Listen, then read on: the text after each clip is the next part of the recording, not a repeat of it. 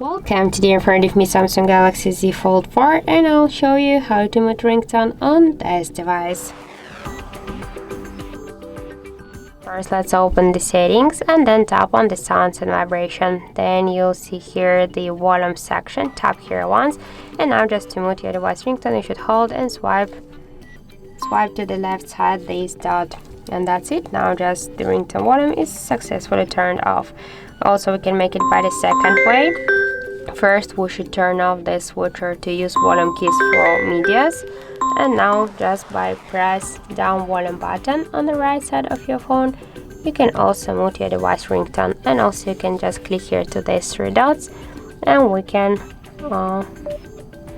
with the finger manually swipe to the down this volume panel and to mute ringtone on your device. So that's it. Thank you for watching, and if you find this video helpful, don't forget to leave a like, comment and to subscribe our channel.